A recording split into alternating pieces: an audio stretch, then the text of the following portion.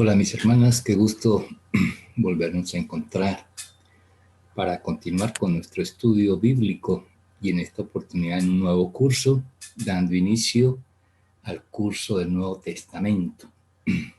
Como en el pasado, debo advertir que propiamente el título nos engañaría porque daría a entender que es un estudio completo, pormenorizado, profundo del Nuevo Testamento. Y nos es imposible por el tiempo. Lo experimentamos con el curso del Antiguo Testamento, el anterior, que nos tocó así bastante socado, como decimos aquí en Costa Rica, para poderlo desarrollar. Y como decíamos allí, lo mismo vale ahora para este estudio del Nuevo Testamento. Vamos a verlo, pero en sus generalidades.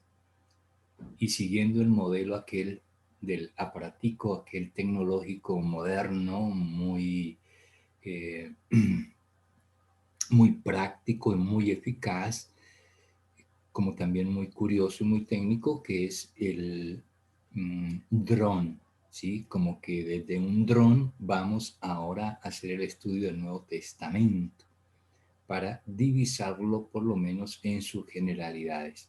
Y en algunos momentos, por algunos detalles, tendremos que colocar el zoom para detenernos ahí, ampliar un poquito ese panorama y tener una mejor comprensión.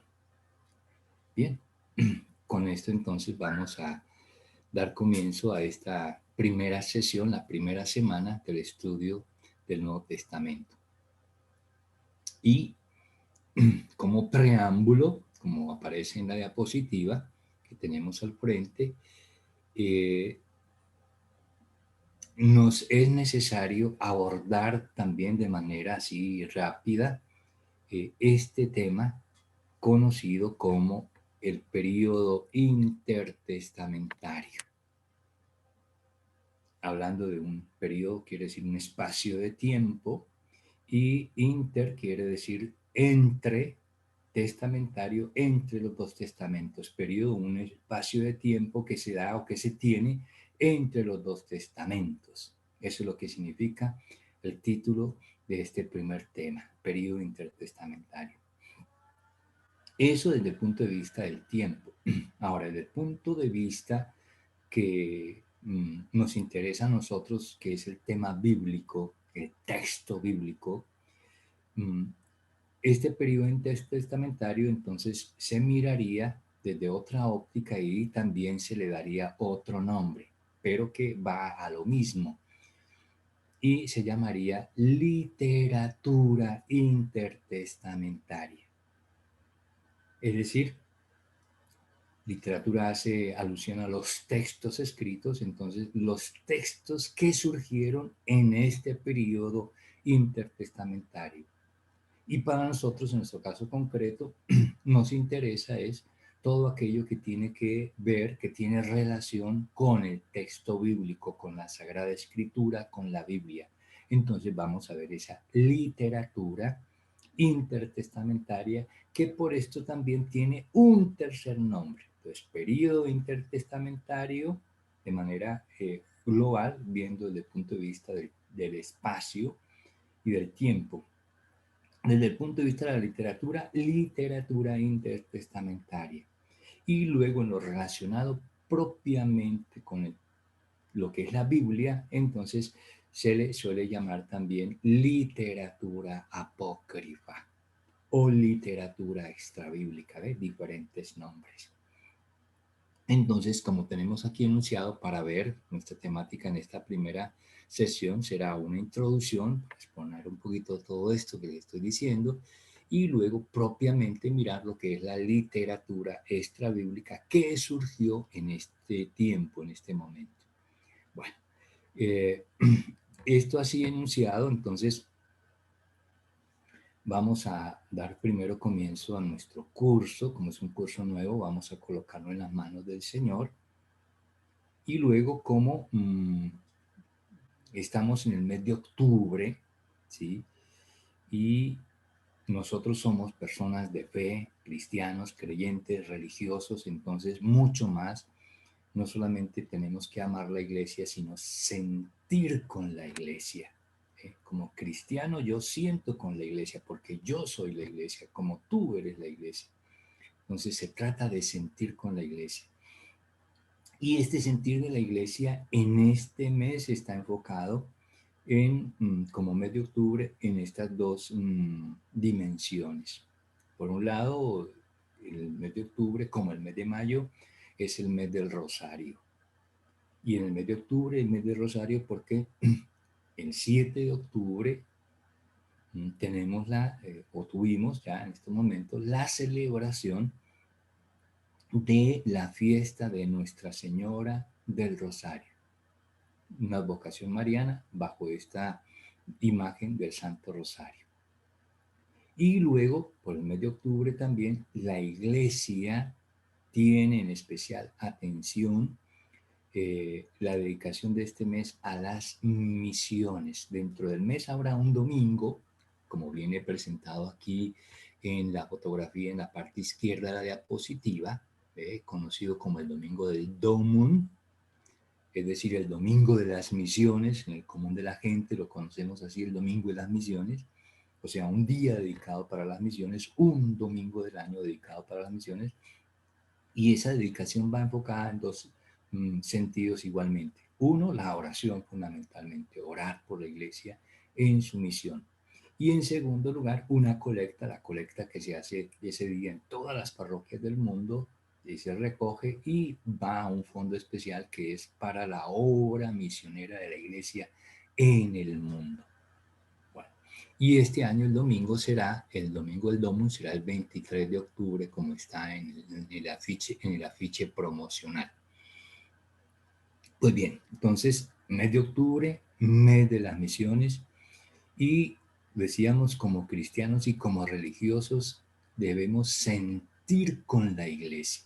Entonces es sentir este espíritu misionero propio de este mes de octubre como hombres y mujeres de iglesia que somos. Y parte, decíamos, de esa manifestación de nuestro ser de iglesia está en la oración. Por eso he querido iniciar este curso a la vez que invocamos la asistencia del Señor por parte de su Espíritu y ofrecemos este esfuerzo, este empeño que tenemos en el estudio de su Santa Palabra, que nos ilumine con su Espíritu, pero también entonces como iglesia vamos a pedirle al Señor por ella en su acción misionera, y vamos a ver ahora enseguida la importancia que tiene esta dimensión en la iglesia. Entonces, invocamos la presencia del Señor y nos ponemos bajo su nombre. En el nombre del Padre, del Hijo y del Espíritu Santo. Amén. Me acompañan y al unísono rezamos la oración. Señor y Dios nuestro, que has querido que tu iglesia sea sacramento de salvación para todos los hombres, a fin de que la obra redentora de tu Hijo perdure hasta el fin de los tiempos. Haz que tus fieles caigamos en la cuenta de que estamos llamados a trabajar por la salvación de los demás, para que todos los pueblos de la tierra formen una sola familia y surja una humanidad nueva en Cristo. Amén. Bien, quiero hacer un poquito de eco a esta dimensión de la iglesia porque les he insistido que mi interés y mi celo como cristiano no es solamente transmitir unos conocimientos, sino también en el ambiente que ustedes bien conocen y bien saben a qué se refiere la palabra, me place ser también un formador en sus vidas, ser parte de la formación en sus vidas. Y así lo hago desde la materia misma que pueda estar dando, que les pueda estar compartiendo, como estos pequeños apuntes que como en estos momentos estoy haciendo, que todo está apuntado hacia la formación. Como religiosos estamos en un proceso continuo de formación, ¿verdad?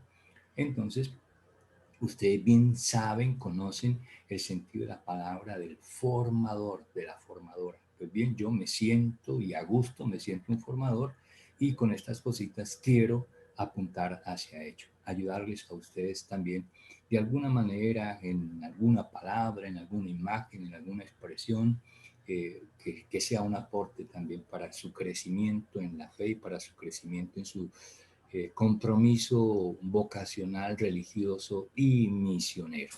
Entonces, con estos ambientes, mmm, quiero empezar este curso del Nuevo Testamento y lo hacemos en el marco de lo que es la enseñanza de la iglesia. Lo hago yo a nombre de la iglesia, no a título personal, sino como personas de iglesia que somos, lo hago a nombre de la iglesia. De tal manera que lo que les transmito no es mío, sino que es lo que la iglesia a mí también, por tradición, me dio a mí un día y yo lo comparto ahora con ustedes. Y diciéndoles que el trípode sobre el cual se fundamenta la enseñanza y la información que recibimos en la iglesia es la Sagrada Escritura, que la que estamos estudiando, la tradición por la cual a través del tiempo nos llegan estos conocimientos y luego el magisterio de la iglesia. Para nosotros en el magisterio de la iglesia hemos tenido un documento, he llamado yo siempre, recordarán ustedes, un documento de cabecera, ¿sí? A la par de la Sagrada Escritura, el texto de la Biblia, tenemos el texto de la Dei Verbum, el documento del Concilio Vaticano II, dedicado precisamente a lo que es la ciencia bíblica, a lo que son los estudios bíblicos, que es lo que nosotros estamos haciendo, estudio bíblico. Y aquí precisamente he tenido como marco inicial, siempre se coloca como marco inicial un texto bíblico o un texto del magisterio, yo lo tomo uno de los dos, de los muchos textos que hay, escojo algunos y se los transmito a ustedes. Entonces el primer texto aquí, como pueden ver nuevamente a la parte izquierda de la diapositiva, de la Dei Verbum en el número 21. Esto apuntando hacia el programa que tenemos para ver en este nuevo curso, el Nuevo Testamento, las generalidades sobre el Nuevo Testamento. Entonces, ¿qué nos dice la iglesia en la Dei Verbum al respecto? Entonces nos dice así, en los libros sagrados, la Biblia, Antiguo y Nuevo Testamento, por lo tanto ahora en el libro que vamos a estudiar, Nuevo Testamento, el Padre, Dios, que está en los cielos, se dirige con amor a sus hijos. Como en Biblia, esto también es de irle haciendo exégesis a cada palabra del magisterio, porque en estos textos del magisterio de la iglesia, cada palabra está en su lugar bien puesta y prácticamente que ni falta ni sobra palabra alguna. Por lo tanto, cada palabra, cada expresión tiene un mensaje. Entonces, Dios Padre, el Padre que está en los cielos, pero no está allá tan lejano, trepado allá, distante de nosotros, no, sino que dice, y que se dirige con amor, se comunica con amor a sus hijos, que somos nosotros, y habla con ellos, Dios que está en los cielos, pero cercano también, habla con nosotros, y es tanta la eficacia que radica en la palabra de Dios, eficacia en la palabra de Dios, que es en verdad apoyo y vigor de la iglesia, fortaleza de fe para sus hijos, alimento del alma y fuente pura y perenne de la vida espiritual. Y que más que nosotros como religiosos sabemos de lo que es esta dimensión de la vida espiritual en nuestro ser, en nuestra historia, en nuestra condición humana. Esto entonces ya nos muestra del magisterio de la iglesia la importancia de este curso. Es decir, una vez más, este como todos los demás que hemos visto en Sagrada Escritura, no es un tema más que hay en nuestro proceso formativo, en nuestra formación. No es un tema, no, es algo sumamente vital. Como tenemos acá, es en verdad apoyo y vigor en la iglesia y somos iglesia. Aquí la iglesia no es la institución no es la jerarquía, no, somos todos nosotros, el pueblo de Dios. Apoyo y vigor de la iglesia, fortaleza de la fe para sus hijos, alimento del alma y fuente pura y perenne de la vida espiritual. Bueno, eso como texto marco del magisterio eclesiástico. Ahora vamos a recordar, vea, lo que ya les he insistido siempre, las tres fuentes que tenemos nosotros como fuentes de la revelación, es decir, donde está la revelación de Dios para nosotros y luego donde se fundamenta la enseñanza de la iglesia, que son por lo tanto fuentes de autoridad, la Biblia, la Sagrada Escritura, la tradición y el magisterio. Esto, una vez más lo recordamos, ya explicado y profundizado, lo pueden ustedes leer y estudiar, recordando, ya por ahí hemos pasado nosotros varias veces, el documento de la ley Verbum, los numerales 7, 8, 9 y 10. Bien. Y ahora el texto bíblico que nos sirve como marco para iniciar este curso del Nuevo Testamento. Hay muchos textos bíblicos,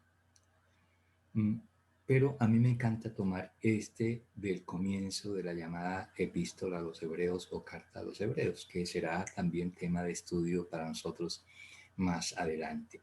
El comienzo de esta llamada Carta a los Hebreos, en los dos versículos iniciales, dice así, reza así, como lo tenemos en la diapositiva: muchas veces y de muchos modos. Esta es traducción de la Biblia de Jerusalén, una traducción muy técnica. De pronto en determinado momento nos sirve como coger también la versión popular, porque nos dice un poquito más cuando no conocemos bien el texto técnico de la Biblia de Jerusalén. Entonces nos sirve, sí, también como herramienta de trabajo tener a la par una Biblia en lenguaje popular, como la Dios habla hoy o la Biblia latinoamericana. ¿eh? Y entonces en esas Biblias va a decir, por ejemplo, muchas veces y de muchas maneras, ¿ve? Como un castellano mucho más nuestro, como que más familiar y más comprensible para nosotros, ¿verdad? Muchas veces y de muchas maneras, no, o sea, no una vez, no 10 veces, no 30 veces, no siempre, no, es incontable el número de veces. Y luego no siempre de la misma manera, de muchas maneras, habló Dios en el pasado a nuestros padres de todo el Antiguo Testamento por medio de los profetas.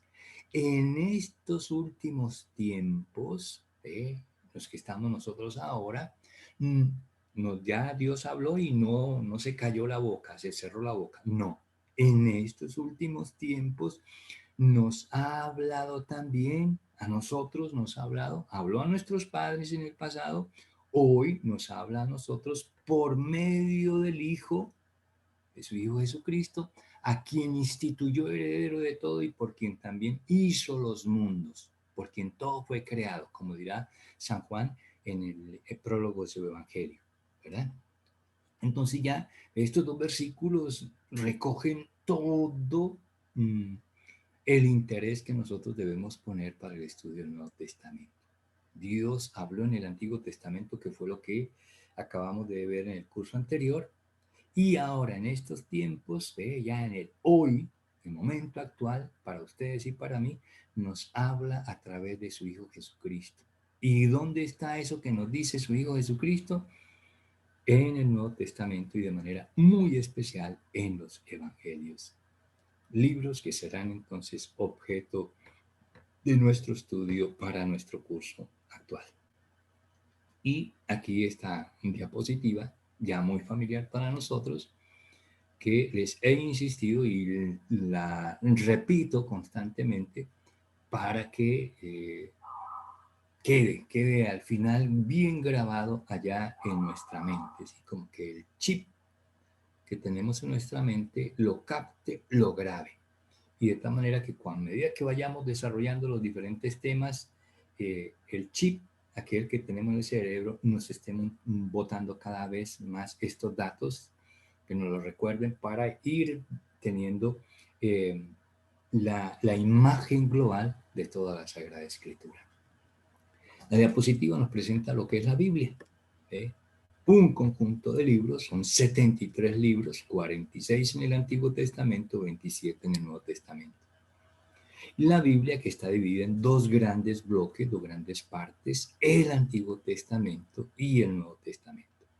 Nombre que no es correcto por la palabra testamento, ya lo explicamos en su debido momento, que la palabra propia sería más bien pacto o alianza, ¿sí? Antigua alianza o antiguo pacto, y en el caso del Nuevo Testamento sería más precisamente nueva alianza o nuevo pacto, el libro del nuevo pacto o de la nueva alianza.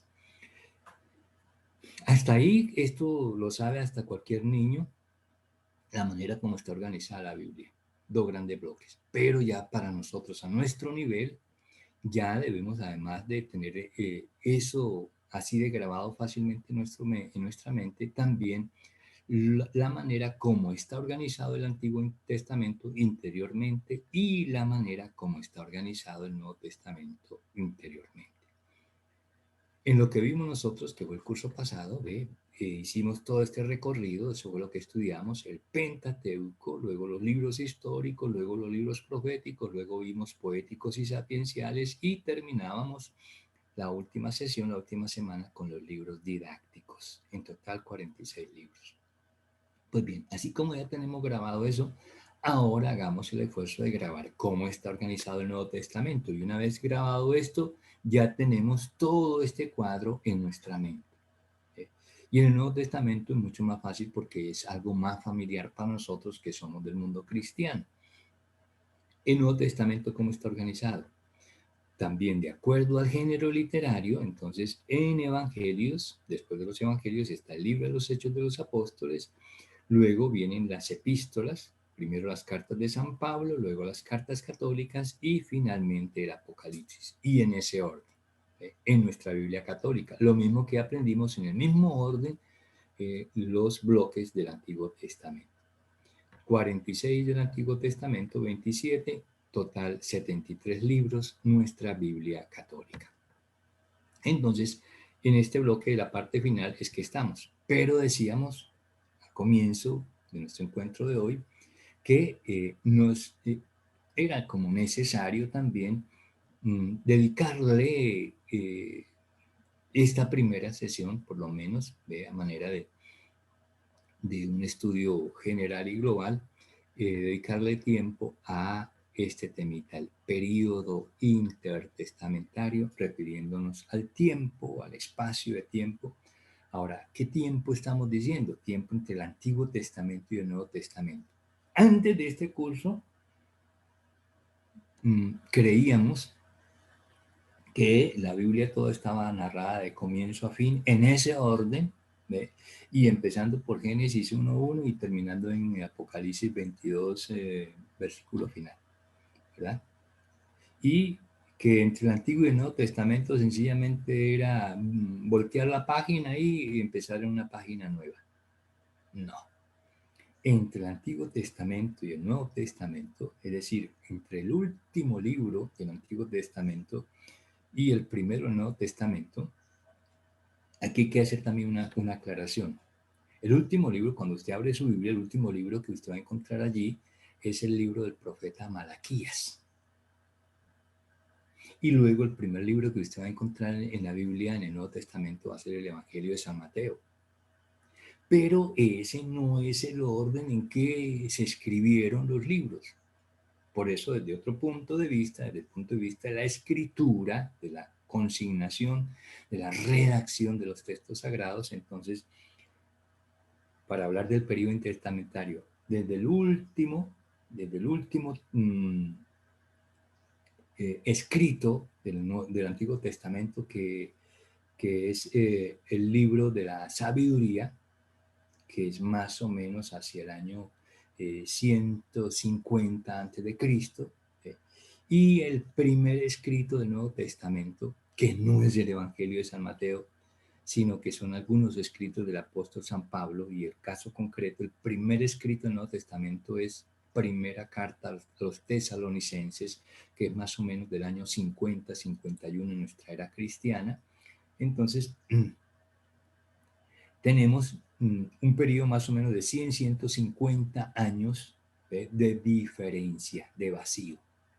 Ahora, desde el punto de vista ya de los libros, el último profeta es Malaquías y el primer libro, Mateo, en el Evangelio, ahí ya las diferencias son 400 años.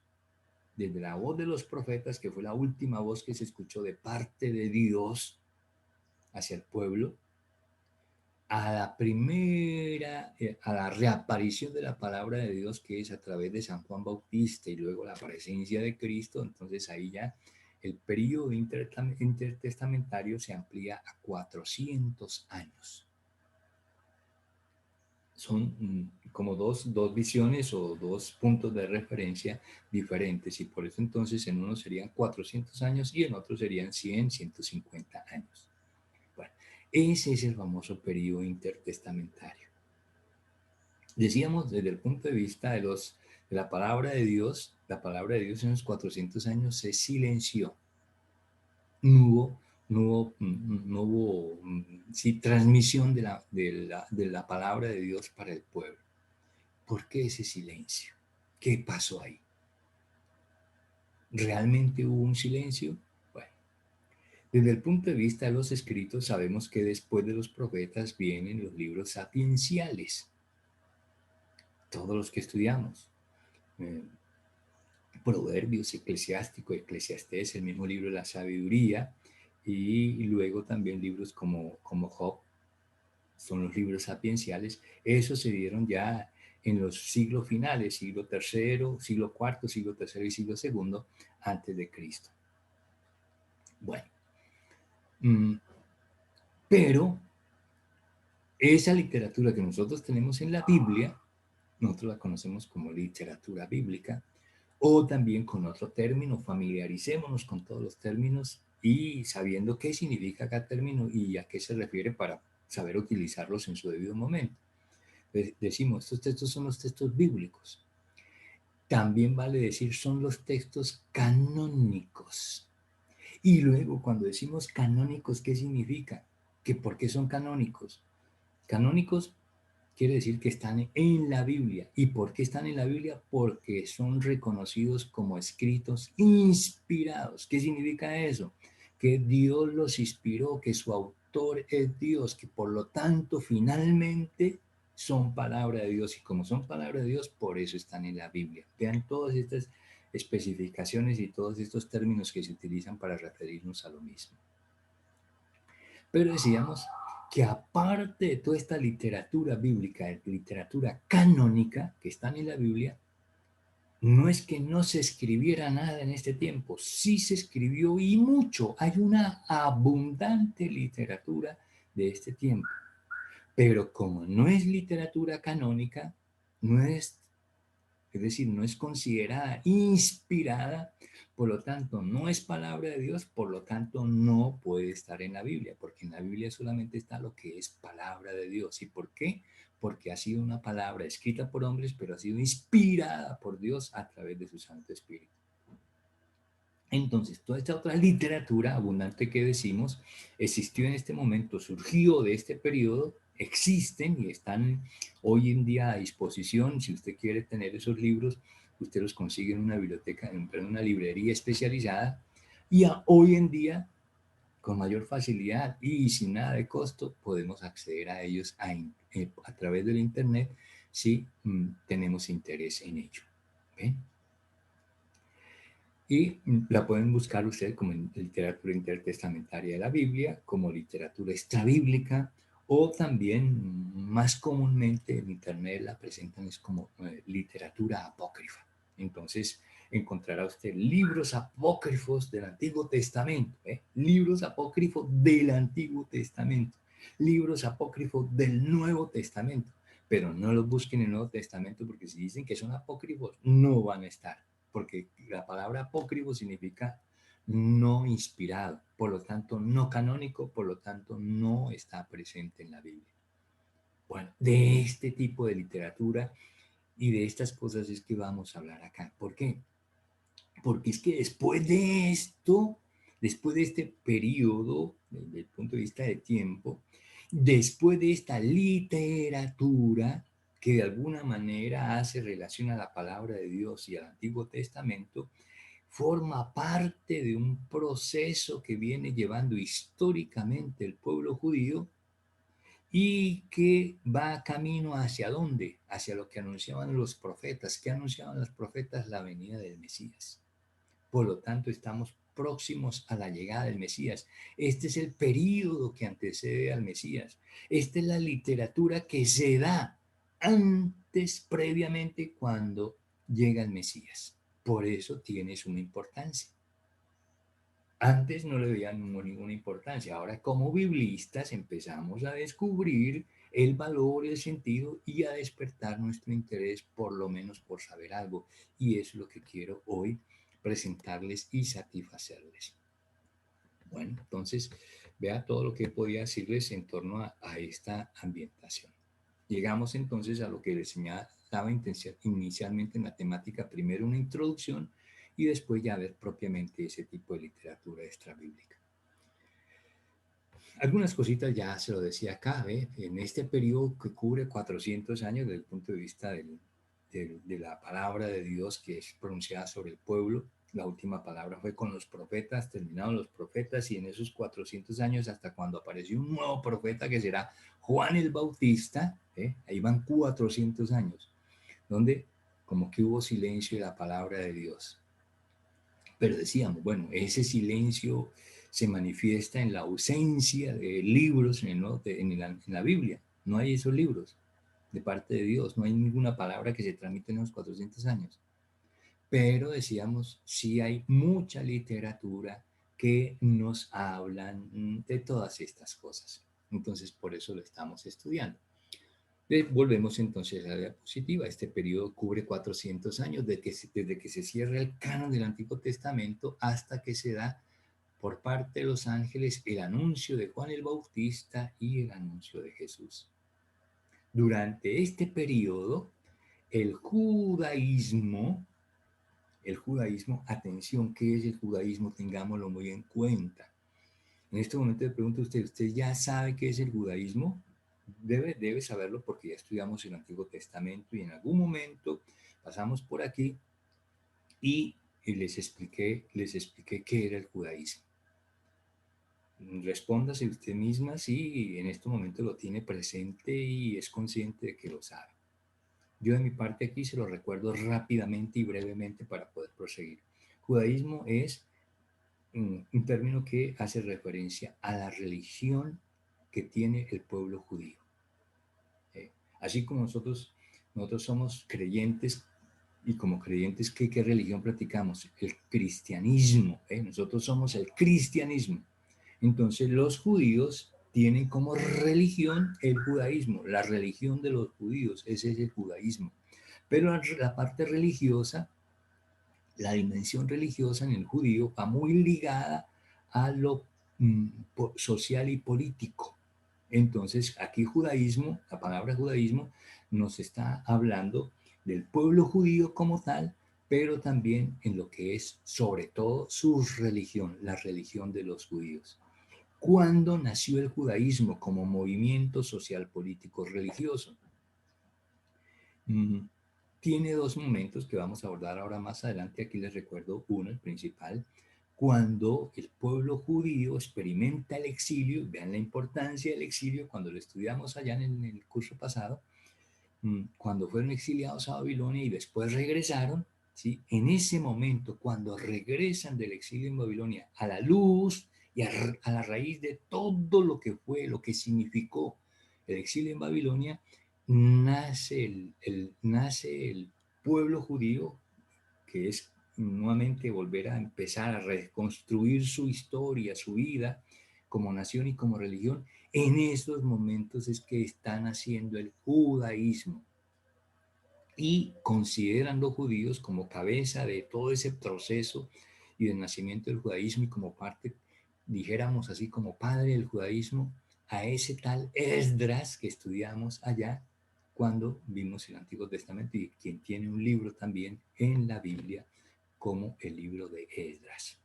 Bueno, ese es un aporte que les doy aquí por adelantado. Después vamos a ver el otro elemento.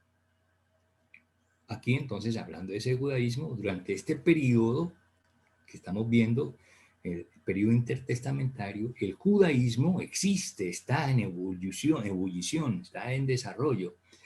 Pero este judaísmo se fragmenta, es decir, se divide, se parte primero en varias líneas de pensamiento. Desde el punto de vista de pensamiento surgen dentro del judaísmo, atención, digo, por esto es importante, porque es que nosotros después los vamos a encontrar en el Nuevo Testamento, pero nunca, atención, nunca nos hemos preguntado, ¿y estos de dónde salieron? ¿Y estos cómo aparecieron? ¿Y por qué? Eso lo desconocemos nosotros. Sencillamente nosotros por los evangelios sabemos que hay fariseos, que hay saduceos, que hay escribas, etcétera. Pero ¿quiénes son ellos? ¿De dónde vienen? ¿Y por qué surgieron? Aquí estamos viendo un poquito, de manera general, estas situaciones, estas realidades. Entonces decíamos, una primera fragmentación dentro del pensamiento judío, surgen los fariseos, los saduceos, los escribas, los herodianos, no heredianos, que es otra cosa como aquí muy nuestra, ¿no? Herodianos, es decir, los seguidores de Herodes, los esenios y otros grupos de menor importancia, pero que también existieron, ¿ve? Grupos dentro del mismo judaísmo, dentro de la misma religión, hoy diríamos como sectas. Cuando nos referimos al protestantismo, la religión protestante es una sola, pero internamente están divididos ¿en qué? En sectas. Eso era lo que pasaba allí en el judaísmo en aquel momento. Y es el ambiente en el cual va a aparecer Jesús. Cuando Jesús aparece, nuestro Jesús, el Cristo, el Mesías, el pueblo, el judaísmo, está presente el judaísmo, pero en el judaísmo hay fariseos y aparecen continuamente en el Evangelio, saduceos, escribas y etcétera. Bueno, una segunda fragmentación se da desde el punto de vista de las instituciones. Surgen dos instituciones, la del Sanedrín y la de los rabinos. El Sanedrín es la casta sacerdotal, ¿sí? Los sacerdotes que son de larga tradición en la Biblia del Antiguo Testamento, es una institución fuerte, y luego el Sanedrín es como la parte dirigente del grupo sacerdotal, de entre todos los sacerdotes, como la jerarquía superior, los jefes, esos son los que componen el llamado Sanedrín, que también van a aparecer en los evangelios y en tiempos de Jesús. Y Jesús en relación siempre con todos ellos, enfrentándolos. Y luego el otro grupo son los rabinos. ¿Quiénes son los rabinos? Para nosotros, nosotros todos los metemos ahí en un solo costal, en una sola bolsa, y hacemos un molote con todos ellos. No, cada grupo tiene sus características, sus connotaciones y por lo tanto sus implicaciones sociopolíticos religiosas en el pueblo. Y con ellos Jesús tuvo que eh, enfrentarse y tener un desenvolvimiento particular con ellos.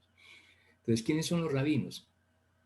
Los rabinos son aquellos que no están encargados, sino que conocen las escrituras dentro del judaísmo, conocen las escrituras, conocen el texto bíblico, en estos momentos es el Antiguo Testamento, lo conocen, lo manejan y son quienes lo enseñan, quienes lo explican. Son ellos, los rabinos. Y luego, durante este periodo de los 400 años también, Israel pasó por el dominio de 4 imperios mundiales. Y atención, vea, todo esto que aquí vamos mencionando de manera fragmentada, sin embargo, forman toda una mezcla que hacen que el pueblo judío tenga determinada situación, determinadas vivencias particulares. ¿Cuáles fueron esos 4 imperios que pasaron por el dominio del pueblo de Israel, por lo tanto el pueblo judío? El imperio babilónico con Nabucodonosor. Ese imperio fue de los años 605 a.C. al 535 a.C. Las fechas son importantes para ver los periodos y luego saberlos ubicar en el tiempo. Luego el imperio persa, con este imperio babilónico, el anterior, fue que se dio el famoso exilio a Babilonia con Nabucodonosor. Luego, el imperio babilónico fue vencido por los persas, y recuerden el famoso edicto de Ciro, el gran rey que facultó mediante edicto que todos los pueblos quedando en libertad podían regresar a sus patrias y así los judíos también pudieron regresar, ¿ve? El retorno hacia Jerusalén. Y luego de Ciro, sus sucesores, Darío y Artajerjes, que son personajes que ejercen mucha influencia y aparecen con mucha frecuencia dentro de la parte histórica narrada por la Biblia. Después del Imperio Persa, entonces viene Alejandro Magno, aquel gran guerrero, jefe de los griegos y que conquista el mundo, y entonces se implanta el Imperio griego desde el año 331 a.C. hasta el 63. Y este imperio, atención, este imperio que aquí estoy mencionando en estos momentos, ese imperio fue primer imperio primero de Occidente. Todos los anteriores eran allá del mundo oriental. Este es el primer imperio de Occidente. Y luego el imperio que logró gran impacto en el mundo. Ese impacto tan grande que hasta hoy en día persiste. Y sobre todo para Oriente y sobre todo para nosotros en Occidente, nosotros somos de Occidente, somos marcados, nosotros somos como les dijeran, nuestro empaque de presentación es griego. Nosotros fuimos formados por la mentalidad, por la cultura griega, y esto se transfiere hasta en el mismo lenguaje. ¿Cuántas veces de manera repetitiva no tengo que hacerles alusión aquí cuando aparece un término y tengo que hacérselo saber y hacérselo conocer y explicárselo? ¿Qué es lo que empiezo diciéndoles? Un término que viene del griego y significa esto, y hacemos la traducción al español. La influencia de la lengua y de la cultura griega en el mundo hasta nuestros días. Todo eso a raíz de la conquista de este personaje Alejandro Magno, Alejandro Grande, conquistando el mundo. Y los especialistas, los historiadores dicen que el mundo incluso hoy en día sería otra cosa, mucho más avanzado, donde este personaje hubiera logrado vivir un poco más, porque era ya rey en Grecia, monarca del mundo antes de los 20 años, a cumplir, casi cumpliendo los 20 años, y un poquito antes ya era emperador, dueño del mundo, conquistó el mundo, pero murió muy joven, murió a la edad de los 33 años. Por eso dicen los críticos y los historiadores que si el mundo es hoy en día por la influencia del imperio griego y por la influencia de este señor, que no hubiera sido donde este señor hubiera vivido un poco más de tiempo. El mundo sería todavía algo diferente. Bueno, y luego de él vendrá, del imperio griego, vendrá el imperio romano, en el cual aparece nuestro Señor Jesucristo. El imperio romano va del 63 antes de Cristo hasta 476 después de Cristo. Como ven, todo esto va poniendo como el marco, pintándonos el escenario en el cual va a aparecer posteriormente la persona de Jesús. Pues bien, ante esto que estamos viendo, histórico, político, religioso, pero en el campo de la vida del pueblo de Israel, del pueblo judío, vamos nosotros a encontrar lo que es el plan divino. Bueno, y esto desde la perspectiva de Dios, ¿qué lectura tiene? ¿Qué significa? Entonces, estamos diciendo acá, Dios en estas circunstancias proveyó un plan. Dios, estas cosas no se dieron porque así al azar, por algo casual, por algo que tenía que suceder. No, aquí también se está fraguando el plan de Dios, ese que traemos nosotros desde el comienzo del estudio bíblico, desde Génesis capítulo 12, por el cual hemos dicho que la Biblia, por esto hay que verla no solamente como palabra de Dios, sino como el libro de la revelación, donde Dios se nos está manifestando quién es Él y luego su plan, que Él tiene un plan en la historia y para el mundo a desarrollar.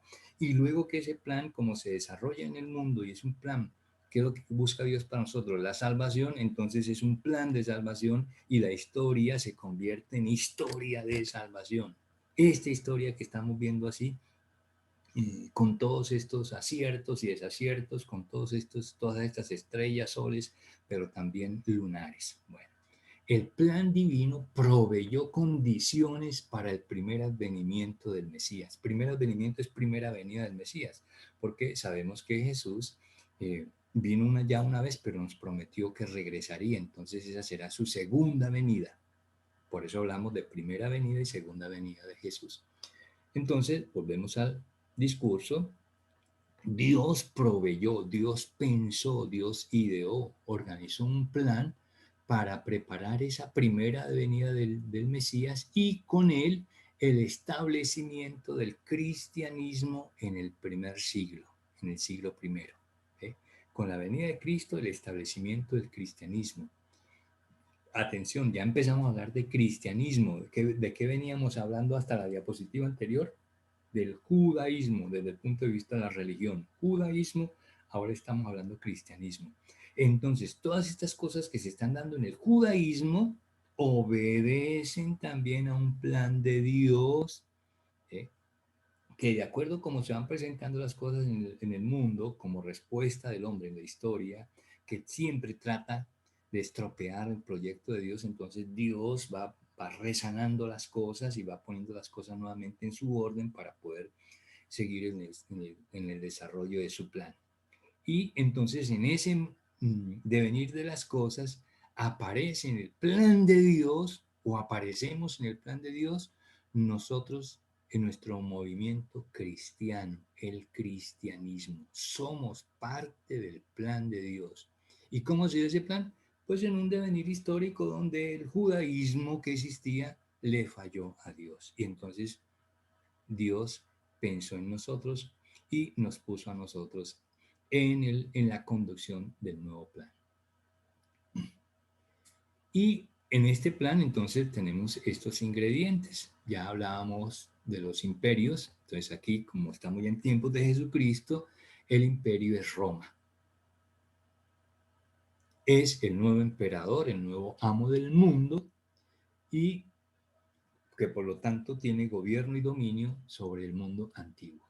Y luego en este escenario va a aparecer, vea, frente a esta gran potencia y gran ciudad, la famosa capital del imperio, Roma, que era grandiosa, va a aparecer un pequeño pueblo, una pequeña aldea que lleva por nombre Belén y que queda en Judea.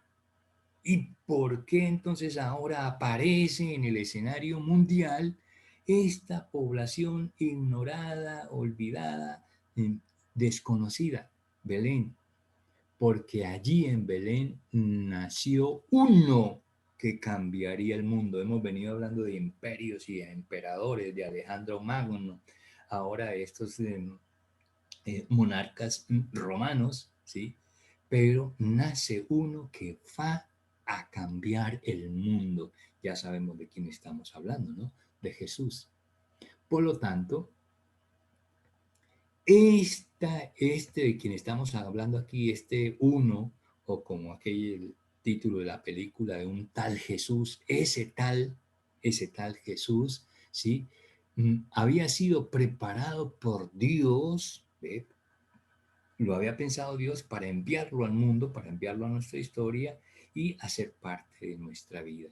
Es aquel que las escrituras en el Antiguo Testamento anunciaban como Mesías y nosotros ya lo identificamos como Mesías, pero con un nombre propio, Jesús el Cristo. El otro ingrediente es el idioma griego, ¿ve? Ya les hablaba de él, cuando Alejandro Magno conquistó el mundo en el año 333 a.C., esa fecha es fácil de grabar, 333, 333, ahí comienza el imperio griego, empieza lo que se conoce ahora a partir de ese momento como la cultura helenística, o la cultura helena, el pensamiento griego. Cuando Alejandro Magno conquistó el mundo, su deseo era tener un solo mundo con un solo idioma. Vean por qué esto que estamos diciendo, que continuamente tenemos que hacer alusión de que esta palabra es griega. ¿A qué obedece eso? Al pensamiento de Alejandro Magno, que cuando conquistó el mundo, deseó un solo mundo con una sola lengua. ¿Y cuál era la lengua? Pues la suya, la de su imperio, la de Grecia, el griego. Y vaya que lo logró en tan pocos años, en tan pocos años. ¿Ve? Incidencia que tiene hoy hasta nuestros días. Y luego, hoy todo lo que en el mundo conocemos como ciencia, que es una palabra que ya hoy en día ha explotado y ya no es la ciencia, sino las ciencias, porque ya hoy en día está la especialización para cada cosa, para cada detalle. Entonces las ciencias, pero todas juntas, entonces es la gran ciencia, la ciencia. ¿Quiénes son los padres de la ciencia? Y la ciencia esta que se ha manifestado y explotado en el mundo y que para nosotros pues llega a través, por ejemplo, de la tecnología. En estos momentos estamos en contacto, ustedes y yo, ¿a través de qué? A través de este medio. Y este medio, ¿quién nos lo ofrece? La tecnología, que es parte de la ciencia. ¿Y quiénes fueron los descubridores de la ciencia? Los griegos. ¿Y quién tuvo esta intención? Este señor Alejandro Grande, por eso se lo resalto ahí en azul. Y con esto, además, ¿qué quiso?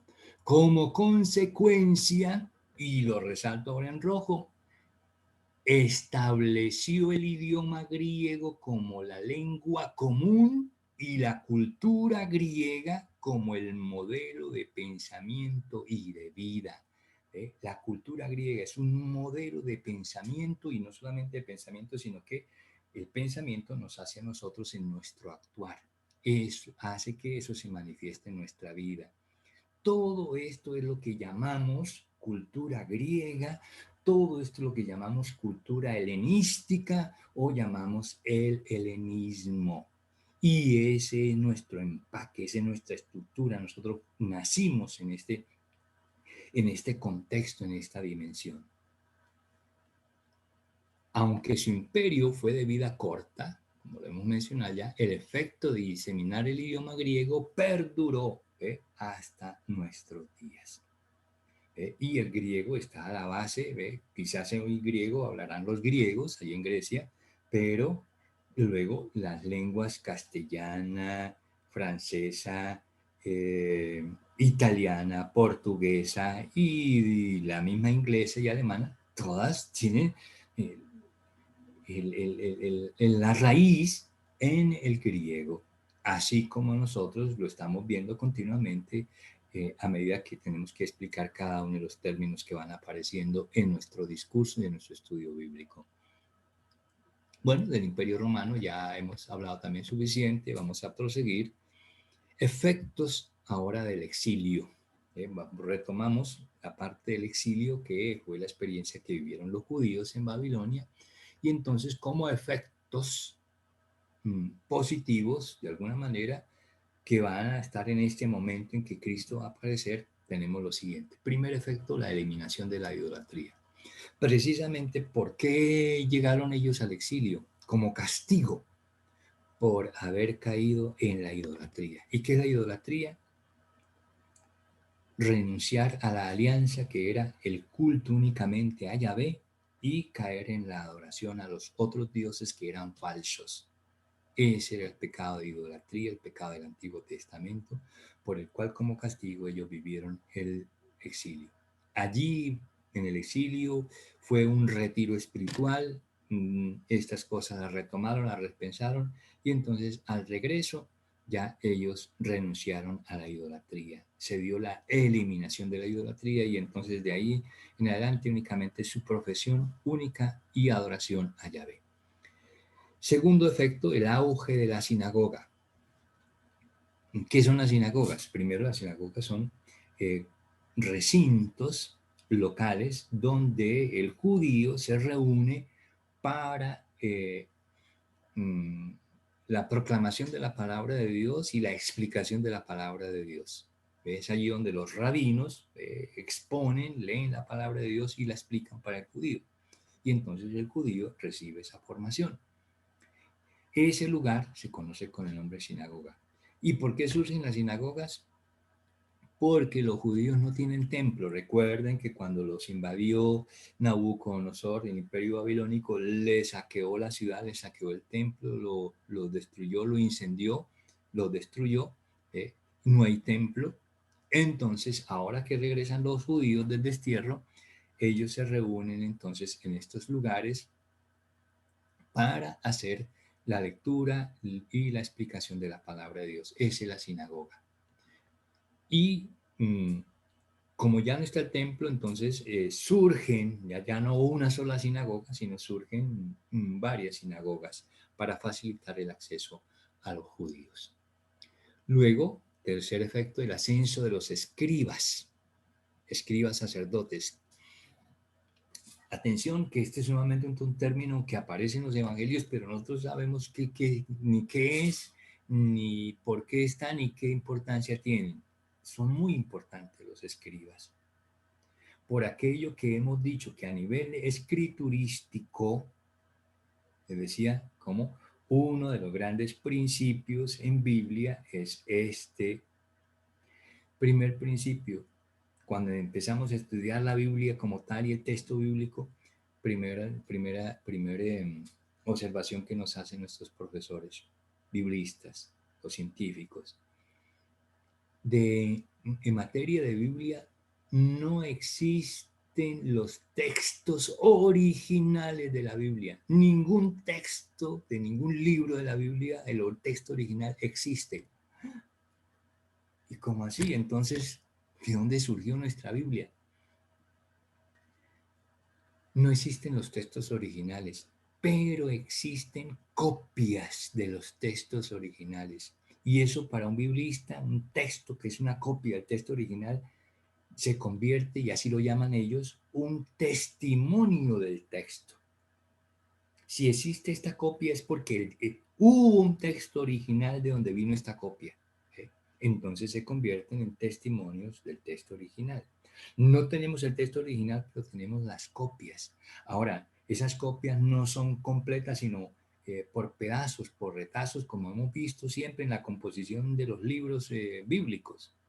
Pero todo eso juntado se convierte en el gran testigo del texto bíblico. Ahora, ¿quiénes hicieron ese trabajo de copiar el texto original a esas copias para multiplicarla y enseñárselas a los judíos? Ese trabajo era el trabajo propio de estos personajes que llevan por nombre escribas. Esos son los famosos escribas judíos que van a aparecer en el Evangelio. Aquellos que en el Antiguo Testamento redactaban el texto original, lo copiaban, hacían copias y lo multiplicaban para el conocimiento de todos los judíos, los escribas. Ese fue su trabajo. Y gracias a ese trabajo es que nosotros hoy en día, a través de la ciencia bíblica, pudimos recuperar el texto bíblico, es decir, el que usted hoy tiene en su Biblia como Antiguo Testamento. Trabajo de los escribas. Entonces, se da, ve, existían ya, estos escribas ya existían desde antiguo, pero después del exilio crecieron, aumentaron. ¿Por qué? Porque la Biblia había desaparecido. Recuperaron un texto y entonces se multiplicaron los escribas, que eran personas que existían del pasado, especializadas, que conocían, pero que ahora, recuperando el texto, sí se dieron a la tarea de multiplicar. Como decimos acá, tomaron la tarea de copiar y preservar las escrituras del Antiguo Testamento. Se convirtieron en los escribas expertos de la ley, que son los que encontramos en los evangelios. Y luego, otro efecto que se tiene de este periodo es la definición del canon del Antiguo Testamento. Es decir, existía cualquier variedad y cantidad de textos, hoy diríamos textos bíblicos, literatura sagrada, cualquier cantidad. E incluso ya habían como unas especies, entre comillas, especies de Biblias, pero diferentes, múltiples. Entonces llega el momento en que los judíos dicen, acá, un momento, ya tenemos que organizar y establecer una Biblia única para nosotros los judíos. Establecer una Biblia. Y se dieron a esa tarea.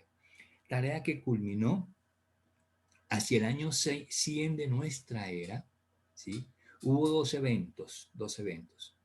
Un evento dentro de Palestina, con los judíos que existían en Palestina, se reunieron hacia el año 100 de nuestra era cristiana, en un puerto que está allí sobre el mar Mediterráneo, allá en Palestina, en lo que hoy en día hemos escuchado nombrar mucho como la Franja de Gaza. Ahí en la Franja de Gaza, hay una ciudad costera con el nombre de Jamnia o Yamnia. Se pronuncia Yamni, pero unos escriben Jamni y otros con J, otros con Y. Jamnia o Yamnia.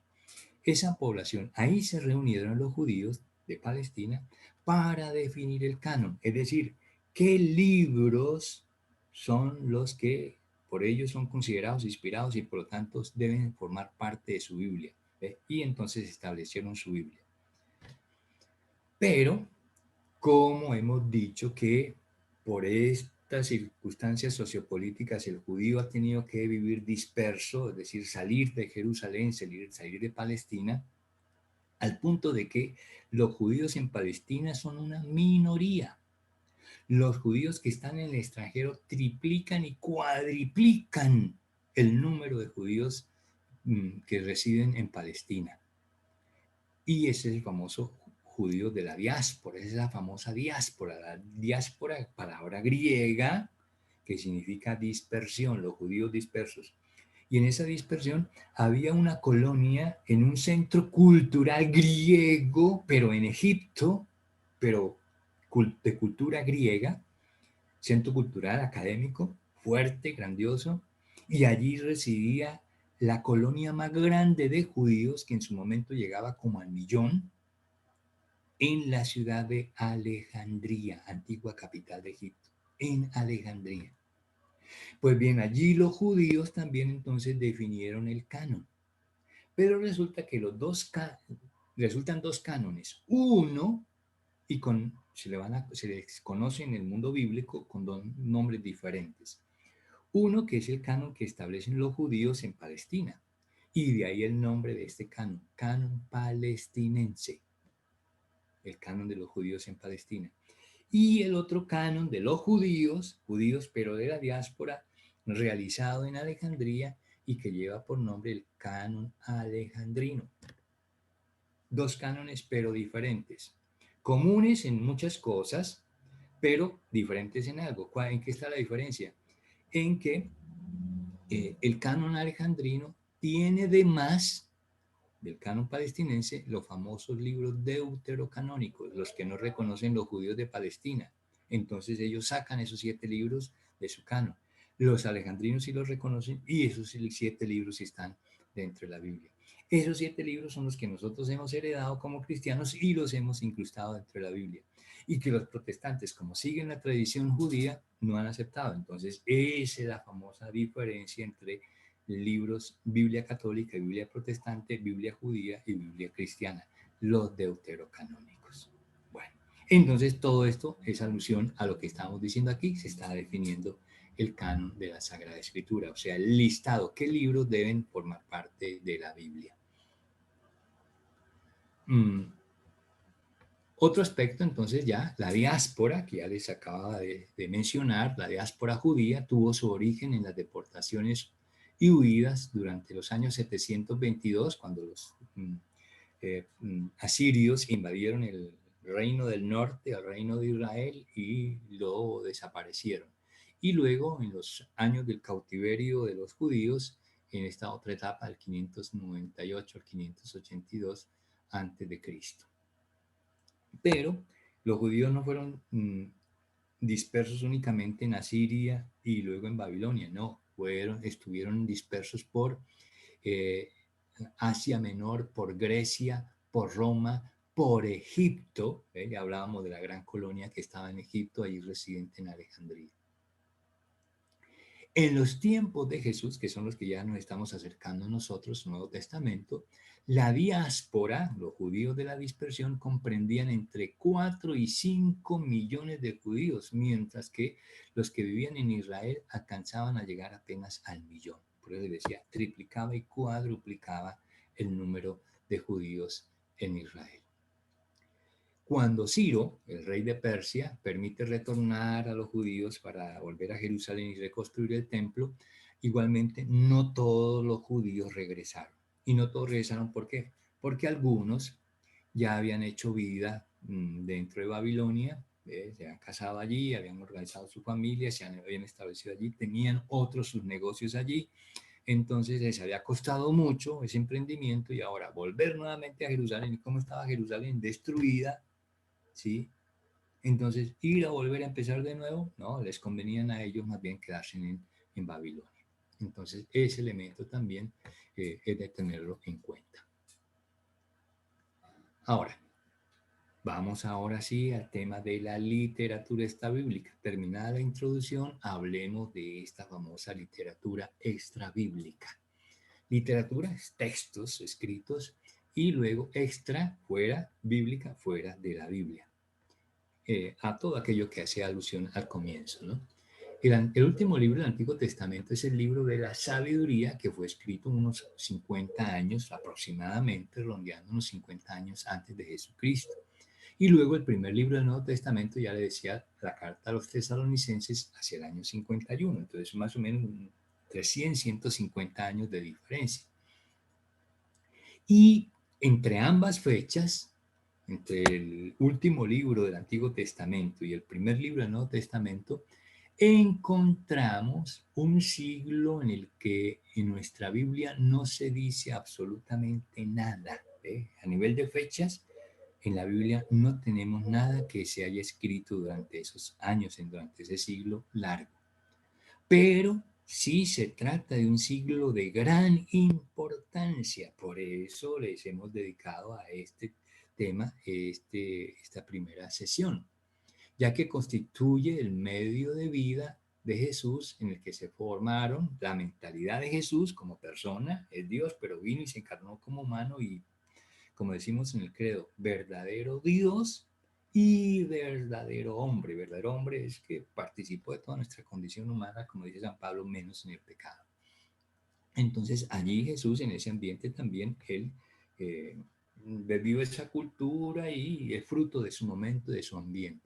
Allí se formaron lo que hoy llamaríamos nosotros su mentalidad, su teología, su conocimiento y su ciencia sobre Dios y también incluso su espiritualidad. Y esos términos ustedes ya por el ambiente en que nos encontramos me los entienden bien y no necesitan mayor explicación, ¿verdad?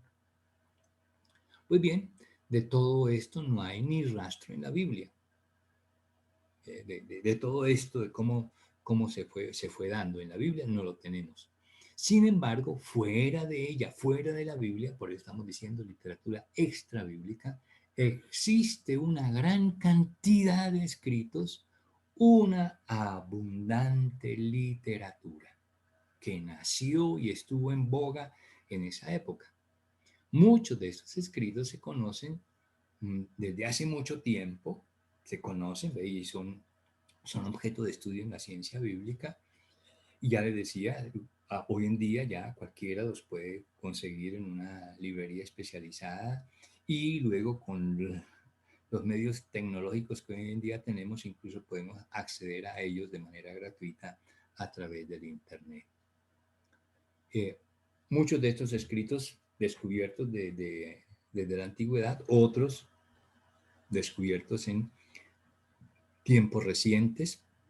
En los tiempos recientes, el gran evento, ya en algún momento lo hemos mencionado, son los famosos descubrimientos o hallazgos de Qumran, conocida también entonces como los escritos de Qumran o la literatura de Qumran, porque allí en Qumran, que es un lugar que queda en el desierto de Judá, allá muy cercano a las prácticamente orillas del Mar Muerto, recibieron una comunidad de esenios, uno de esos famosos grupos de los judíos en tiempos de Jesús, dentro del judaísmo, de esenios, que era una especie, eran judíos del judaísmo, pero que en aras de que los profetas anunciaban que el Mesías estaba por llegar, entonces para buscar una mejor preparación para la llegada del Mesías, hacían como nuestra vida religiosa, renuncia al mundo y se iban al desierto a prepararse para la llegada del Mesías. Y lo que portaban fundamentalmente, ¿qué era? La palabra de Dios, los textos bíblicos y otros que redactaron ellos allá. Entonces, surge una cantidad de literatura y eso se descubrieron apenas en los años 1947 hacia acá, o sea, en la década del final de la década del 40 y luego del 50 del siglo pasado, 1947 en adelante. Esos son los famosos hallazgos o descubrimientos de Qumran. Como decimos aquí al final, muchos de estos escritos nacen desde hace mucho tiempo, otros descubiertos se conocen, perdón, hace mucho tiempo, otros de manera reciente, y muchas veces se trata de una literatura extraña, difícil, con facetas múltiples, y que la mayor parte de esa literatura, pues desde luego está reservada a los especialistas. ¿Y por qué? Porque este es un mundo antiguo. Y luego textos de estos no solamente usted los va a conseguir en el hebreo antiguo, que se conoce como el hebreo bíblico, el arameo antiguo, pero además el egipcio, además del copto, además del siríaco y otra cantidad de lenguas más. Y luego cuando se amalgaman, porque viene la conjunción de diferentes culturas, ¿ve? Pueblo judío que tiene que vivir en la diáspora, que está en Siria, que está en Grecia, que está en Roma, que está en tal parte o en aquella otra. Entonces, se van filtrando a nivel de lenguas algunos términos. Y todo esto entonces ya es materia de especialistas, que son los famosos biblistas, nuestros científicos en Biblia. Bien, de todo esto entonces vamos a mencionar algunas obras de este tipo de literatura extrabíblica. Primer tipo de obras son las famosas, son consideradas como Biblias arameas. Biblias arameas, ¿por qué? Porque son textos que están escritos en arameo y que los judíos tienen como Biblias. Por eso ya les decía, ¿no? Recuerden cuando hablamos de la definición del canon. Había entre los judíos ya como especie de Biblias formadas, pero diversas. Entonces los judíos vieron la necesidad de definir el canon, el tema anterior que vimos. Entonces, vean, aquí volvemos a retrocediendo como en el tema, hablamos de esas Biblias que existían y se conocen como las Biblias arameas y con un nombre técnico que es el que está aquí al frente, Targumes. Targumes es en plural, es una palabra aramea y el singular es Targum, Targum. ¿Y qué son estos Targum? Bueno, aquí abajo se lo explico. Se llama Targum, en singular, las traducciones arameas. La palabra Targum significa traducción. Es decir, eran esos textos que los judíos tomaban el Tanakh, la Biblia oficial de los hebreos, el texto sagrado, y luego la leían en las sinagogas y las proclamaban para los judíos en la asamblea. Y ¿qué hacían ellos? ¿Cómo transmitían el mensaje de esa palabra? Pues es lo que tenemos nosotros hoy en nuestra celebración litúrgica, cuando tenemos la liturgia y la palabra, primera parte de la misa, que se leen las lecturas, y luego el sacerdote lee el evangelio, y luego que viene la homilía. ¿Y qué es la homilía? Técnicamente la homilía es, o por lo menos debe ser, ya si el sacerdote la hace o no, eso es otra cosa, bien sabemos que no todos lo hacen, que a veces en lugar de homilía hacen otra serie de discursos, pero eso es tema aparte. Pero la homilía es eso, la explicación de qué, de la palabra que se acaba de ser proclamada. ¿Y en qué consiste esa homilía? Hacerla comprensible a la gente, que la gente, el oyente, el fiel, comprenda también la palabra, aquella que ha entendido ya el sacerdote o el predicador. ¿Ve? Entonces, ahí en el mundo judío también se hacía este trabajo, pero ellos lo hacían por escrito, así como también encontramos nosotros que en algunas oportunidades el sacerdote escribe sus homilías. Y si vamos a las ceremonias oficiales de la iglesia que hace el Papa suele hacer su homilía preparada por él, pero por escrito, no la lee. Pues bien, también los judíos lo hacían y esos textos es lo que se llama, o los judíos conocen con el nombre técnico de Targum y Targumes. Por lo tanto, ¿qué es el Targum? Es una traducción o una explicación del texto bíblico. ¿Qué significa esto? Que el maestro está explicándole a la asamblea, al judío, lo que significa el texto. Entonces esto para los biblistas es de suma importancia porque muchas veces nosotros encontramos en el texto bíblico, en la Biblia, una palabra de difícil comprensión. ¿Qué es esta palabra? ¿Qué significa? ¿Cuál es su significado? ¿Cuál es su importancia? Entonces, si el texto bíblico no me da mi luz, yo puedo recurrir o encuentro su explicación en un Targum. Cuando un judío, un especializado judío, bien conocedor del texto porque está familiarizado con él, me lo explica. Entonces, esa explicación me da mi luz para entender el texto bíblico.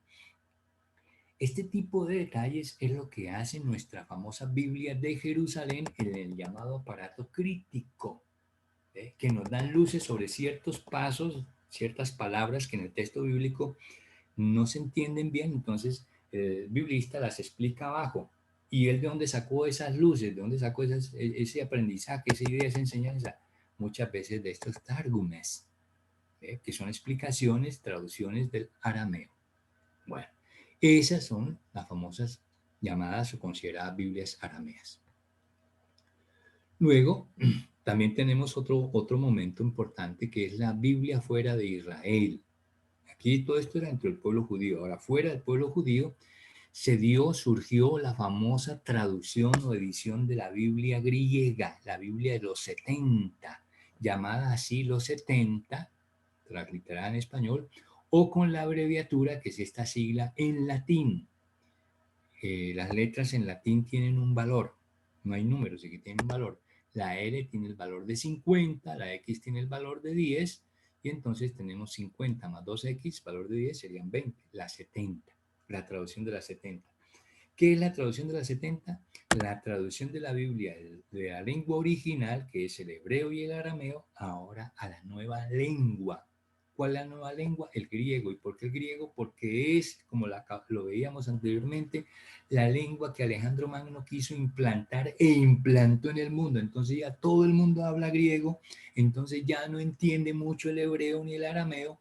Entonces, ¿para qué se entienda el mensaje de la Biblia? Se les hace la traducción en griego. Y esa es la famosa Biblia conocida como la Biblia griega o la versión de los 70.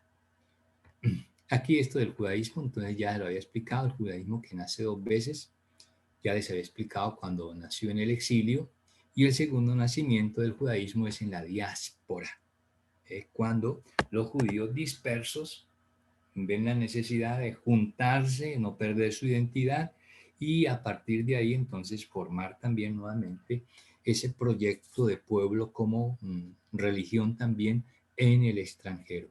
Y su centro fue la famosa ciudad de Alejandría, la capital de Egipto, de la cual ya habíamos hablado. Pero entonces este judaísmo tiene este matiz y por eso el nombre, judaísmo helenístico.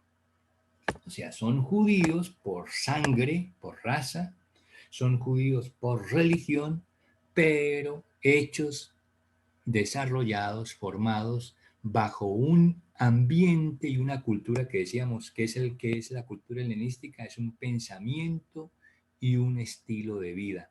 Entonces son judíos, pero al estilo griego, al estilo occidental, al estilo helenístico. Por eso se le llama judaísmo helenístico. Y así entonces tendríamos los dos momentos en que nace el judaísmo. Uno, el judaísmo dentro de Palestina, y el otro, el judaísmo fuera de Palestina.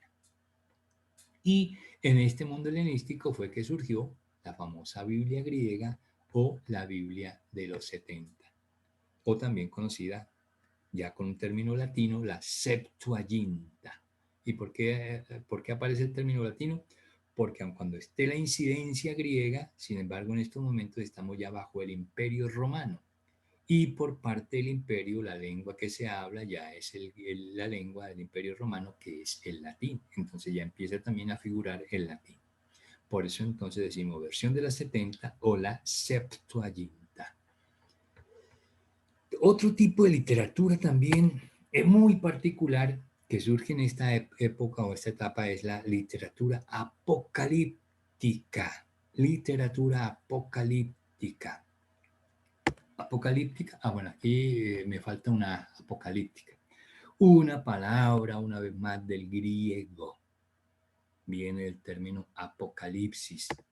Y ese término ya apocalipsis nosotros creemos, como nos hemos familiarizado con él a través del libro, entonces pensamos que es español. No, es una transliteración del griego. En griego, ¿ve? Es un sustantivo y es este término en azul, apocalipsis. Se escribe así en griego y el sonido sí es igual como en español. ¿Por qué? Porque el español es transcripción de cada letra griega al castellano, apocalipsis. ¿Y qué significa apocalipsis? Significa revelación. Por eso es que los protestantes en la Biblia este libro no lo titulan libro del Apocalipsis, sino que el libro de la revelación. Y cuando lo explican y lo presentan, no lo presentan como el libro del Apocalipsis, sino que entre ellos hablan es el libro de la revelación, porque eso significa la palabra Apocalipsis. Ellos han traducido sencillamente la palabra griega al castellano como revelación. Entonces, este tipo de literatura surgió entre el siglo II antes de Cristo y el siglo I o II después de Cristo. O sea, en tiempos de Cristo este tipo de literatura estaba en boga, era común. El mismo Jesús utilizó este tipo de literatura, este tipo de expresión, esta manera de hablar, la apocalíptica. Ejemplo de ello, ya se lo he dicho en alguna oportunidad, es el capítulo 25 del libro de Mateo. Usted abre su Biblia de Jerusalén y va a encontrar un subtítulo que dice el juicio final. Ese famoso relato del juicio final de Jesús, ese lenguaje que Jesús está empleando allí es el lenguaje apocalíptico. Bueno, y de ahí entonces surge toda una inmensa literatura, abundante literatura con este matiz apocalíptico. Y nosotros en la Biblia tenemos la presencia de esa literatura. En el Antiguo Testamento, el libro todo de Daniel es libro apocalíptico. Como en el Nuevo Testamento, el Apocalipsis, todo el Apocalipsis es apocalíptico. Pero no son los únicos textos apocalípticos. En el Antiguo Testamento también hay otros pasajes apocalípticos, ya más pequeños, más reducidos, algunos en el profeta Ezequiel, otros en el profeta Isaías. Como en el Nuevo Testamento ya les hablaba en labios de Jesús y por lo tanto en los evangelios está ese lenguaje apocalíptico y en algunas de las cartas también del apóstol Pablo. Bueno, la apocalíptica se considera históricamente como una hija de la profecía o una secuencia del movimiento sapiencial que vimos nosotros también en el curso anterior del Antiguo Testamento. Estas cositas más se las van a ampliar después en un video que les voy a agregar más adelante. Quiero detenerme ahora en la mención de algunos libros en concreto de esta literatura, para no alargarme demasiado. Literatura extrabíblica. Entonces, entre los judíos, decíamos una literatura abundante, existen ciertos libros con unos nombres propios. Por ejemplo, los libros de Enoch. Un nombre que para nosotros quizás es novedoso. A lo mejor ni lo habíamos escuchado, o si lo habíamos escuchado no le habíamos parado bolas. Y aparece sí mencionado en la Biblia. Enoch, no el libro no está en la Biblia, pero el Enoch, Enoch, de quien existen unos libros apocalípticos, extrabíblicos, como los libros de Enoch. Sin embargo, Enoch está mencionado en la Biblia. Como también hay unos libros apocalípticos dedicados a Moisés, ¿sí?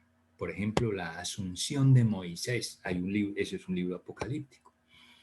Algunos de estos libros han llegado hasta nosotros gracias a esas Biblias que existían en el mundo antiguo. Esas, antes de la definición del canon bíblico, existían esas Biblias y ya en esas Biblias aparecían también incluso estos libros como palabra de Dios. Pero en la Biblia nuestra ya no están, ¿ve? Entonces, aquí mencionamos, por ejemplo, los libros de Enoch. ¿Quién es Enoch? Es un patriarca, ¿ve? es decir, de tiempos de Abraham, Isaac, Jacob y José, de esos tiempos es este Enoc. O sea, no solamente fueron patriarcas ellos, sino que habían otros patriarcas y uno de ellos fue este Enoc. Les decía, está mencionado en la Biblia, busque usted Génesis capítulo 5, verso 24 y ahí le van a hablar de este Enoc. Lo mismo que en Eclesiástico 46, 16, que Eclesiástico 40, bueno, Génesis 5, 24, ¿qué nos dice de Enoc? Dice que trató con Dios, es decir, como lo hicieron Abraham, Isaac, Jacob y José. Trató con Dios, o sea, era uno de los amigos de Dios. Luego Eclesiástico 46, 16 dice, hablando de Enoc, que era un prodigio de ciencia para todas las generaciones, o sea, un gran personaje. ¿eh? Bueno, pero no tenemos libro de Enoc en la Biblia. Extra bíblicamente sí existen varios libros de Enoc y para los biblistas son libros que son especializados como libros de estudio. Otra obra de este tipo de literatura extrabíblica lleva por título como y se conoce como el libro de los jubileos. Jubileo viene del término que nosotros ya conocemos en nuestro castellano como el jubileo. Los jubileos que son aquellos años extraordinarios que nosotros celebramos cada número de años. Oficialmente es cada 25 años. En la iglesia ese cada 25 años es un jubileo. Y luego en épocas hay unos jubileos muy importantes, grandiosos, como por ejemplo el que celebramos nosotros en el año 2000. ¿Por qué? Porque se cumplían unos 25 años, pero era cambio además de milenio, entonces era un jubileo extraordinario. Y ese jubileo nos marcó a nosotros mucho, sobre todo para las nuevas generaciones, así empiezan a conocer la palabra jubileo, ¿verdad? Pero la iglesia tiene muchos eventos también de jubileo de acuerdo a ciertas circunstancias particulares. Y todo esto de los años jubileo viene de esto, de la tradición judía, que incluso tiene una obra conocida como el libro de los jubileos. ¿Y de qué habla el libro de los jubileos? De la manera como está organizado los jubileos y luego qué implicaciones y connotaciones tienen, o sea, qué tipo de incidencias tienen dentro de la vida del mundo judío para el pueblo y para el judío en particular. Su explicación en detalle entonces se la agrego ahí en lo que viene el resto de la diapositiva, para poderle hablar entonces ahora de otras obras. Los Salmos de Salomón. De Salomón hemos oído hablar, incluso cuando estudiamos los sapienciales, decíamos que según los judíos los sapienciales fueron de él, pero ahora hablamos de los Salmos. Y hay una obra en el mundo judío, dentro de esta literatura, que está bajo su nombre, los Salmos de Salomón. Nosotros cuando estudiamos Salmos los vimos como los Salmos de David. También hicimos mención de alguna manera a algún salmo de Salomón, pero aquí ya estamos hablando de la obra, los salmos de Salomón. Y su explicación entonces está aquí. Ya hemos hablado de la pseudoepigrafía, que es la pseudoepigrafía, es decir, no que estos salmos hayan sido escritos propiamente por Salomón, sino que escritos por otros, pero como Salomón quedó en la historia como aquel personaje que además de rey era gran sabio y gran conocedor, entonces era fácil acuñarle algunos de esos nuevos escritos a ese rey sabio, por eso se hablan de los salmos de Salomón. Esto es como para que tengan algún conocimiento de este tipo de literatura y otros más que hay. Aquí solamente les mencioné a manera de modelo o de ejemplo más bien estas obras. Una obra muy famosa en Biblia y muy consultada por los biblistas es el famoso libro del libro cuarto de Esdras. Nosotros en la Biblia tenemos un libro de Esdras, pero no solo. Pero si hay, si, no todos los libros son conocidos, pero por ejemplo, este libro cuarto de Esdras, si existe el libro de cuarto de Esdras fue porque existió un primero, existió un segundo, existió un tercero y existe este cuarto. Este cuarto existe y se conoce y es muy estudiado por parte de los biblistas porque da muchas luces. Este tipo de literatura es importante porque da mucha luz sobre textos bíblicos. Así como en el Nuevo Testamento también tenemos textos bíblicos, textos extrabíblicos que no están en la Biblia, pero que dan alguna luz sobre la Biblia. Por ejemplo, vamos a aquello que son parte de nuestra religiosidad y nuestra tradición cristiana. Nosotros, por ejemplo, celebramos como fiesta litúrgica los padres de la Virgen, ¿verdad? Y le tenemos sus nombres, conocemos sus nombres. ¿Cuáles son los nombres de los papás de la Virgen? San Joaquín y Santa Ana, ¿verdad? Bueno, entonces, susténteme bíblicamente usted eso que me está diciendo, que los padres de la Virgen son San Joaquín y Santa Ana. Es decir, muéstreme usted a través del texto, de un texto en su Biblia, de que los padres de la Virgen son San Joaquín y Santa Ana, o que los padres de la Virgen se llamaban Joaquín y Ana. Muéstreme el texto bíblico, ¿dónde está eso? No lo busque, que no lo vas a encontrar, ¿ve? No están en la Biblia. Y entonces, ¿de dónde acá? Y que lo celebramos incluso con tanta devoción, y aquí en Costa Rica, comunidades, parroquias están bajo, ¿sí?, su titularidad, ¿sí? Parroquia de San Joaquín. Ahora que le digamos San Joaquín de Flores, ese Flores es porque, bueno, está allí en Heredia, entonces si Heredia es la ciudad de las Flores, es San Joaquín de Flores. Pero el San Joaquín es esto, en honor al Padre de la Virgen. Y luego Santa Ana, municipios, ciudades, pueblos, parroquia de Santa Ana, en honor a la Madre de la Virgen. ¿Y dónde está eso? ¿De dónde viene eso? ¿De dónde conocemos eso? Pues de este tipo de literatura esta bíblica. En alguno de los evangelios apócrifos del Nuevo Testamento, aparecerán esos nombres y de ahí surge la tradición cristiana. Así como nosotros celebramos también el 6 de enero, la fiesta litúrgica del 6 de enero, ¿cuál es? La fiesta de la Epifanía, palabra griega que significa manifestación de Dios. Comúnmente conocida esa fiesta como la fiesta de los Reyes Magos.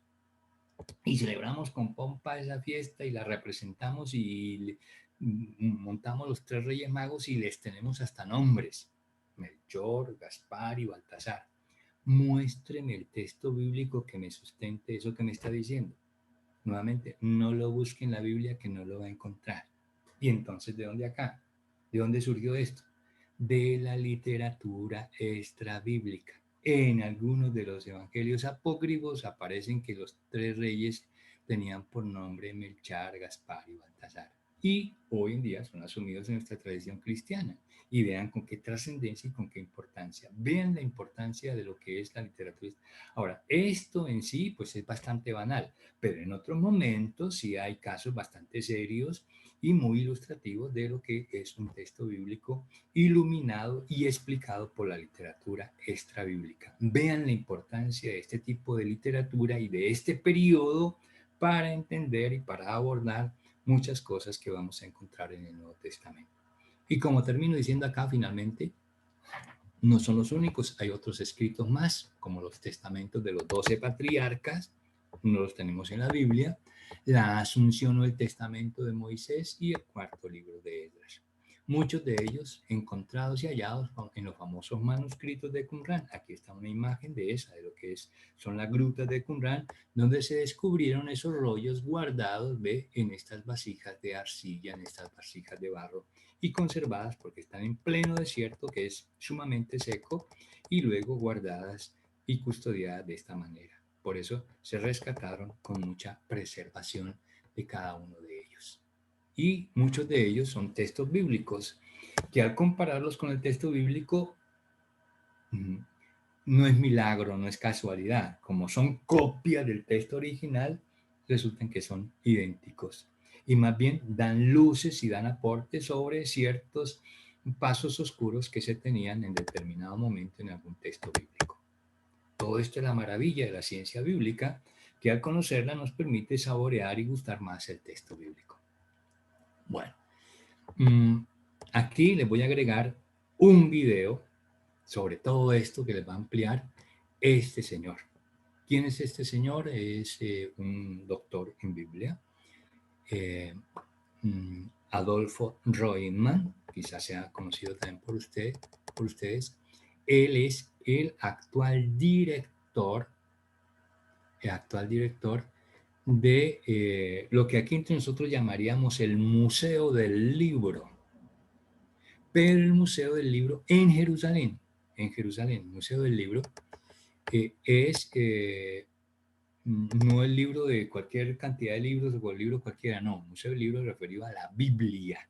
Todos los documentos de la Biblia en sus originales, no la totalidad, pero sí la mayor parte están allí en Jerusalén y están en este edificio, en esta casa conocido como el libro la casa del libro, el edificio del libro, y cuya maqueta o cuya estructura tiene precisamente esta forma. Esta es la cúpula de ese edificio de la Casa del Libro en Jerusalén, y que es siguiendo la figura de estas vasijas que fueron descubiertas en Qumran, donde estaban los famosos rollos, las copias de los textos bíblicos ahí guardados. Entonces el museo, el edificio, lleva esa figura. Y internamente, aquí está, por ejemplo, un ejemplo, una muestra de lo que es eso, un texto bíblico encontrado allí en Qumran, expuesto para que sus visitantes lo conozcan. Y como pueden ver, bastante deteriorado, pero al mismo tiempo bastante conservado. Deteriorado en que faltan pedazos, porque se ha deteriorado por el tiempo, por alguna circunstancia, pero la mayor parte también está conservada. Y como hay manuscritos de manuscritos, hojas de hojas copiadas, entonces lo que de pronto aquí en este manuscrito viene mordido, falta el pedazo, a lo mejor yo en otro manuscrito, copia del mismo texto, lo voy a encontrar mordido por acá, pero este pedazo lo encuentro completo. Entonces, ¿qué pasa? Yo aquí relleno con lo que encontré al otro lado y completo la traducción, la versión de la traducción del texto original. ¿Ve? Todo esto es la obra que hacen los biblistas, y con los biblistas los arqueólogos, y con ellos los historiadores, o sea, una cantidad de ciencias que son auxiliares de la gran ciencia bíblica. Entonces, aquí les agrego en la plataforma el video exposición de este señor, don Adolfo Reutemann, que ha visitado también Costa Rica. El video está grabado aquí en Costa Rica, una explicación de todo esto que aquí les estoy hablando, y con una persona autorizada, autoridad en esto, en la materia, además de conocedor, y luego que está en contacto directo con estas cosas y se los puede a ustedes expresar con mayor propiedad y mayor o mejor desenvolvimiento que el que puedo hacer yo como estudiante también de Biblia. Bien, con esto entonces terminamos esta primera sesión, y abordaremos entonces ya en la segunda sesión propiamente el tema del Nuevo Testamento.